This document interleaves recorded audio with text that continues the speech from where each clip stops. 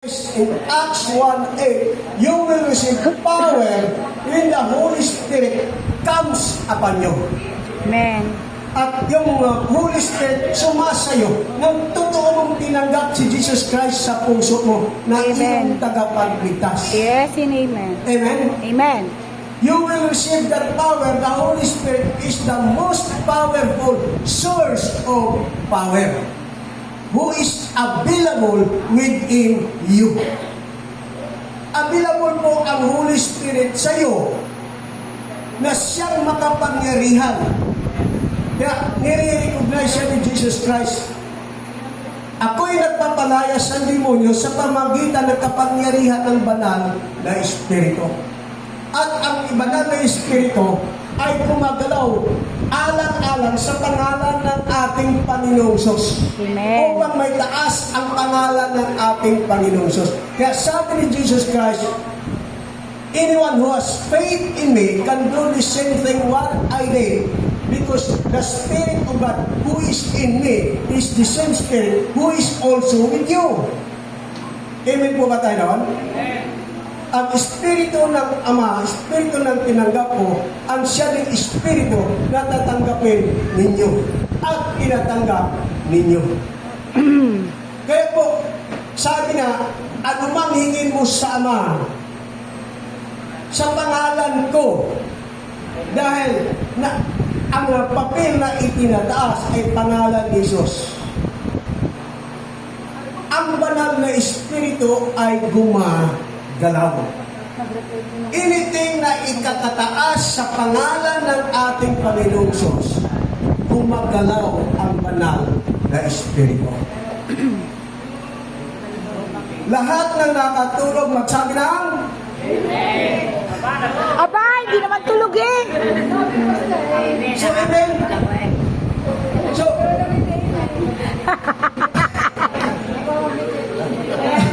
amen po ba tayo nun? Na ang banal na Espiritu kumikilos kapag ang itinataas ay pangalan ng ating Panginoong Hesus. Amen yan dyan ang amen.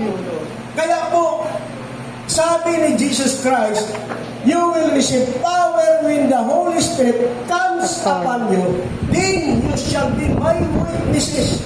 Dahil ipatutuon ninyo ako. Yun ang sabi ng ating Panginoong Sos. Amen. Ipatutuon ninyo ako, itataas ninyo ang aking pangalan sa lahat ng tao. Magsimula sa inyong kapitbahay, magsimula sa inyong Jerusalem, sa inyong bayan kung saan kayo nakatira, sa kalapit bayan, sa buong probinsya at sa buong mundo. Amen. Ang kapangyarihan yun ibinigay sa atin for a purpose. At kapag ginagawa mo ang purpose na yun, power of God, healing, miracle, lifestyle na sa iyo yan. Yes, amen. Hindi mo na kailangan ipagpipray ang kapangyarihan. Bakit? Nandyan na sa iyo. Kaya sabi ni Apostol Pablo, ang dalangin ko ay mabuksan ang mga mata ng inyong puso upang malaman ninyo kung gaano kalaki ang kapangyarihan na available sa inyo na naniniwala sa Kanya. Ang kapangyarihan po ay nasa atin na. Hindi na po natin kailangan ipapanalangin ganuyan tayo ng kapangyarihan. Bakit? Dahil tanggapin natin si Jesus Christ, ipinagkaloob sa atin ang banal na Espiritu, at nandoon ang the most powerful force at available na sa atin. Kaya po mga kapatid, driving out demons, healing the sick, ay lifestyle na yun sa isang Kristiyano. Amen po. At kung paano gumalaw ang Diyos noon, ganun din siya gumagalaw ngayon. Yes.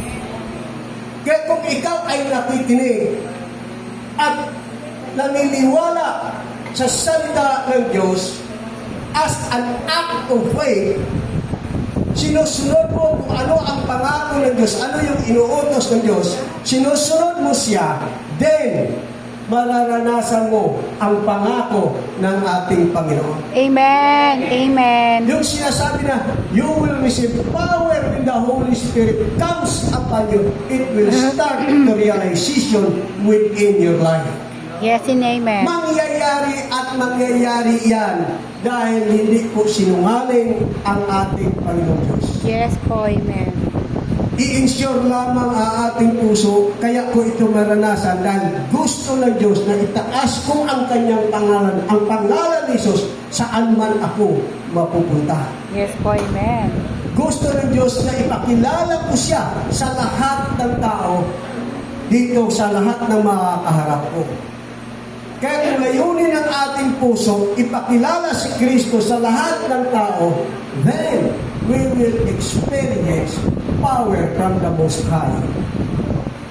Amen po? At yun ang sinabi ni Pedro, ginto at pilak wala ako.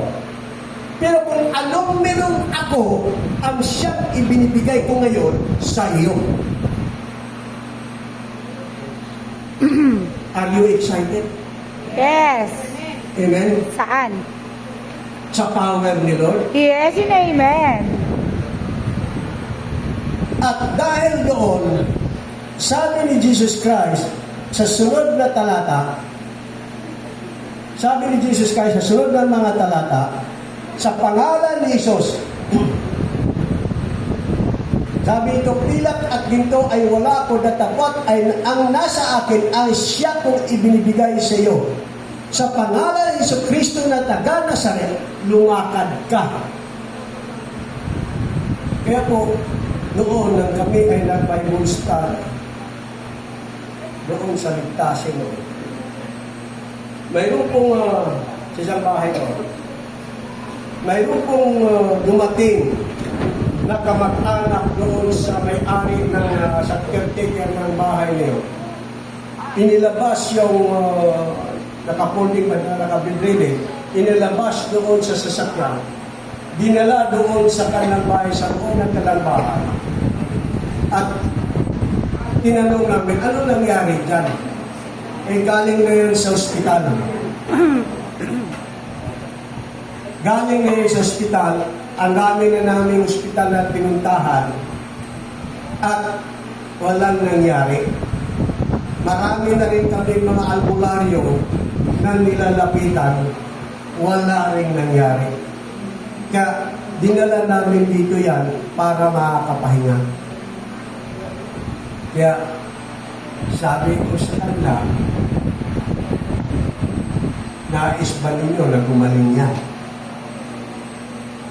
Sa pangalan ni Jesus, kayang pagalingin yan. Amen. Amen? Amen. Kaya yung sa Bible study yun, pinagpipray yung ali na yun, nirebuke yung mga sakit sa kanya, pinalayas yung mga demonyo na nagbibigay sakit karamdaman sa kanya. Then, kinabukasan, nabalitaan namin na masyal-pasyal na doon sa Aplaya.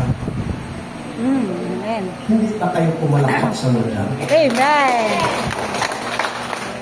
Meron sa inyo dito, ngayon, meron sa inyo dito, dala-dala ang pagpapahirap ng kadiliman. Pinalaya na kayo ni Kristo, ngunit dinadaya pa rin kayo ng kadiliman, mga espiritu ng kadiliman, at pinapaalala sa inyo yung mga masasakit na kahapon, na kapag ninyo laging minumuni-muni, napatulo na lang ang inyong mga mata. At napapaiyak kayo sa mga nakakaraan. Yun ay gawain ng diablo. Ako, hindi na ako. At sa pangalan ni Jesus, palalayain ka. Amen. Amen? Kaya, si Pedro sa may sabi Pedro, Tapos na yun, nakaraan na. pilak at ginto, wala ako. Ngunit kung anong meron ako, ay siyang ibinibigay ko sa iyo ngayon. Amen. Wala na bukas pa.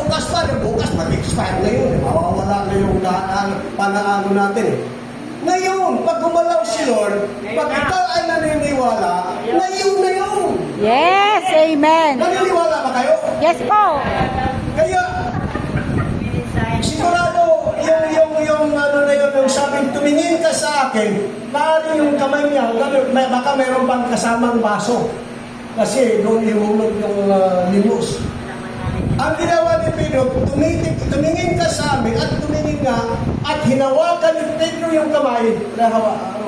Hinawakan, binangon at siya ang isang libo tumitig at palukso-lukso pa, lumundag-lundag pa dahil pinagaling siya ng ating Panginoon. Amen. Yung Diyos ng taga-Indonesia, yung Diyos ni Mauricio Rolo, Diyos ni Pedro, Diyos ni Apostol Pablo, siya din Diyos na sinasamba natin dito sa sanctuary ito. Amen. Naniniwala ba kayo? Apo.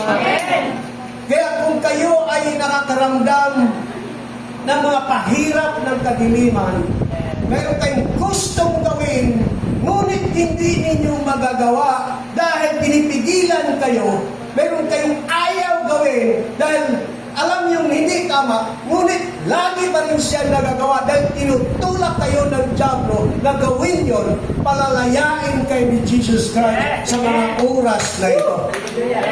Amen? Amen po. Kaya po, ang gustong lumaya, gustong tumayo at pumunta po dito sa unahan.